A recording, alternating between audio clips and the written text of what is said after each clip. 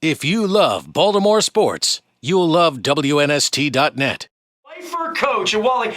They don't know a life without football without you there, right? I mean, when did Wilde Lake come into existence? It had to be right around then. That's when they started. There was a year before I got there, and Walt Caldwell was the coach.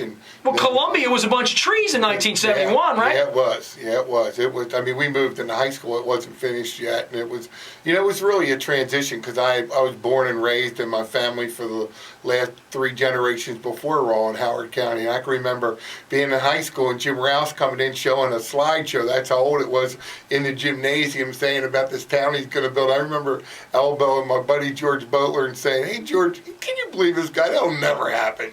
So it must be something just during your course of your life just to see what Columbia had become, and you becoming an integral part. I mean, there's no school closer to downtown Columbia than Wilde Lake. I mean, park right in. Yeah, you're right in there, and having been there for 36 years and seen the whole thing, this tears of joy, tears of fun. I mean, how did the whole combination of all of them? You get the.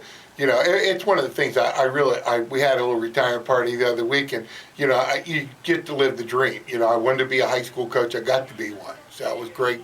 Like anything, there's a lot of that alarm going off every morning for 36 years at 5:45. Getting back home at night at 7 o'clock, it gets a little old. There's parts of it that are hard work and teaching a full class load and all. But I enjoyed the kids in the high school that didn't play as much as the kids that did. I developed some great friendships with kids over the years. Well, I don't think you're synonymous with the school at this point, and I think that that's a tribute to the school. People think of the school, they think of football, they think of you, and beyond that, Doug. The way I know Doug Duvall is here from Wilde Lake. Everybody, if you just joined us, the way I know you is trying to place these young men and get them to the next level. Like, how many kids did you have play for you in 36 years that ever had a snap in the NFL?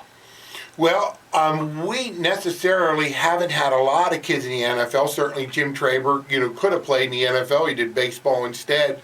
But Jack Bradford played. But we've signed over $6 million worth of scholarships out of the high school. We had kids play at just a bunch of Division I schools all over the country, big name schools, UCLA, Penn State. But you've seen these kids create a life from playing football and getting an education out of it. Yeah. And we hear about the NFL guys. We don't hear about those thousands of other student athletes who have a Doug Duvall behind them, who go on to college and become an accountant or a lawyer or a doctor or whatever it is. And I know that was always your charge. Your charge was, you knew in 36 years, if you got lucky, you put a handful of kids into the NFL, but you knew everyone. I mean, how many kids have played for you in 36 years? Well, somebody asked, and you figure you run about 15 to 20 kids a year that are seniors, as they graduate and go on, and just times 36, so 700, 800, 900, something like that. Somewhere that was about. And none of those kids play in the NFL, but I know for you, or not a lot of those kids play.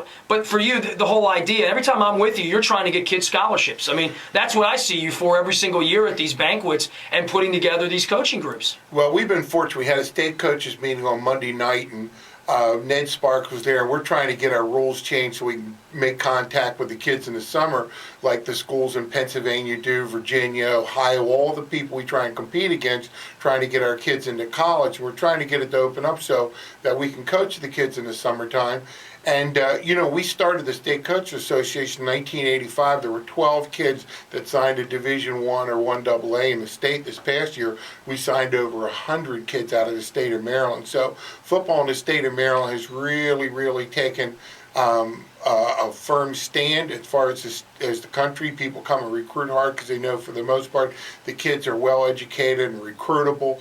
The coaches are prepared when they come in with transcripts and stuff. So football in the state of Maryland is strong in the high school, and the youth programs are just booming with kids. So the Ravens have done a great job with really recreating interest in youth football. I was going to ask you about that. While we do that, I'm going to step back, take a break. I got.